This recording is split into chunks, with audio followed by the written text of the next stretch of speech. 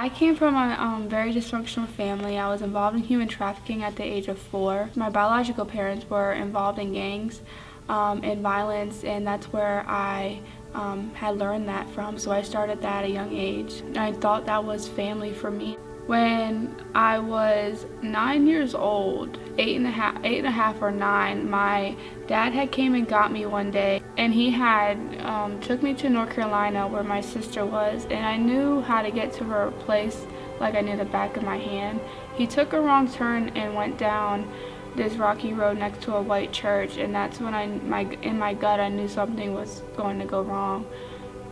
When he tried to rape me in the passenger seat, I had screamed, and usually before he would sell me, he would inject drugs in my feet so I wouldn't scream or make any noises. He didn't do that, so I screamed and he got angry. So when he pulled me out of the car, he had gotten his gun, and I started moving backwards. And I was, again, 8 and a half or 9 years old, so I was really frozen. I didn't know what to do. And when he pointed it at me, it was like, now when I look back, it was something that pushed me, because being that young, I was too afraid to even move.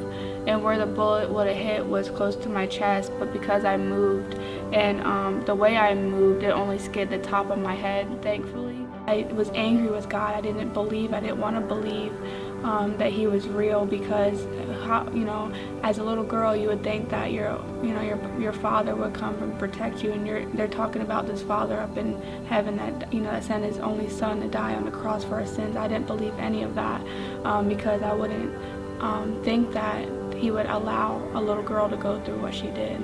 At 15, I got adopted by my biological aunt and uncle. When I got adopted, I was in and out of psych wards for the 4 years, and then when they kicked me out when I was 18, I went into Florida United Methodist Children's Home, is where I met a lady that had taken me to a Wednesday night service, and that's how I really got connected with Calvary. When I first attended, I was afraid, but after a couple months, when the Holy Spirit just really kept on telling me to go, and I had that gut feeling, I finally kept on attending. I attended Embrace on Sunday nights, and that's how I got hooked up with Accelerate. And from then on, I've been attending Calvary ever since.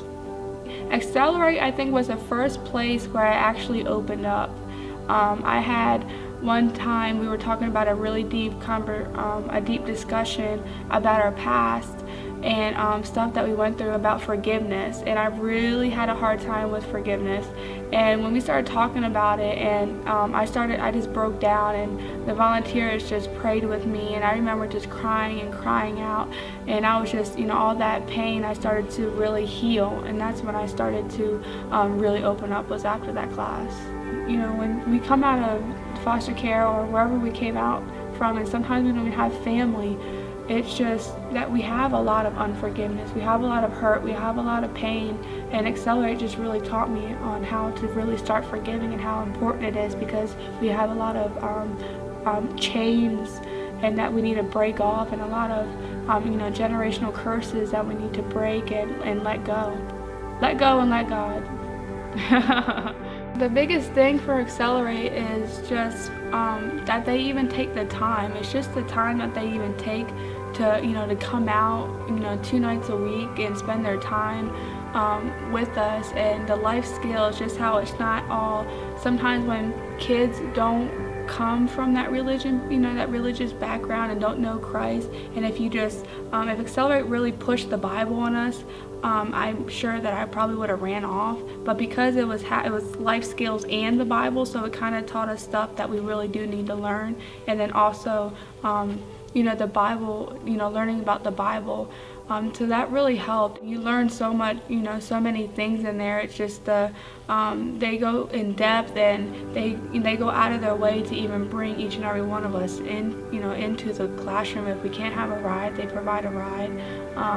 If they ever need someone to talk to, or if you ever need someone to talk to, they're always there for us. There were students with babies, and just how they took care of them and spent their time with us, and they would watch the kids while class would go on. And Accelerate really has taught me a lot. My time in there, I had gone backwards, and I started doing drugs and drinking and everything else, and because they didn't kick me out, which they probably could have, they decided not to, and they gave me a chance, and a second chance, and that second chance has changed my life because they gave me hope that nobody's, not everyone is going to reject me or abandon me, that there is, they showed me God's love through them. My favorite class was when I think Byron, and he was doing an interview, and he put 2 desks in front of the room, and all the other desks were around the other ones, and it would be someone that was working, or a boss, and then it would be someone that was interviewing, and he would come in and we would have to dress up like we were actually going to an interview. And I really liked that one because we had fun. We got to practice how it was instead of just having someone tell us this is how you go, this is how you do an interview, this is how you dress. It really showed how to do it, and a lot of kids and a lot of young adults learn better when it's visual instead of just writing paper and continuing just to tell us by mouth. And some people get, some of us get bored. Sometimes when I'm getting lectured to for a while, I get bored from it.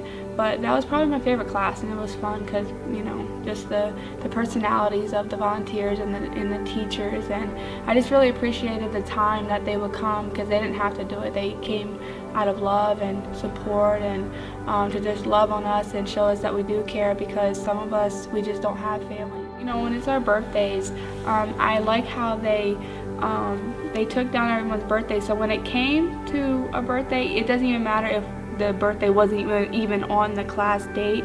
They would either come, and we, beforehand we would decorate the room, and they would go out and buy cakes and presents, and even for Christmas, like holidays, they made it seem like we were a big family, and that was really fun. I mean, each time I would go to the class, I was so excited. I mean, I would try to go there, early, and it was just so much. We just have fun.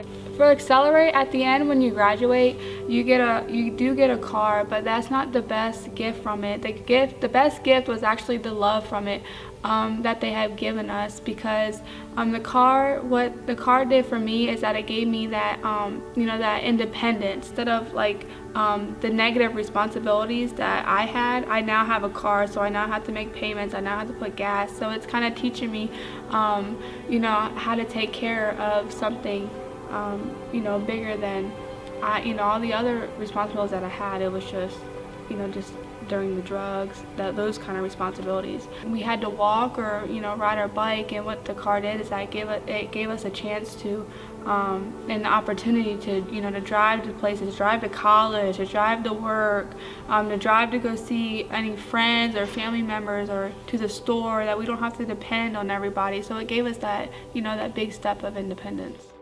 I'm a Christian because when I was living for the world, I always asked myself, what did the world do for me? When I'm living for Christ, and because I am a Christian, so I live for Christ, I can depend on God to always be there. When I was living for the world and I needed someone there, they always left me, they abandoned me, they hurt me. But when I feel that pain and that rejection, or I have a bad day and I pray to God, He always answers. So He's always that one call away. He's always manifesting when I need Him to manifest. I mean, He has just opened so many doors. The walk is tough at times, but it's so worth it because His love is unspeakable.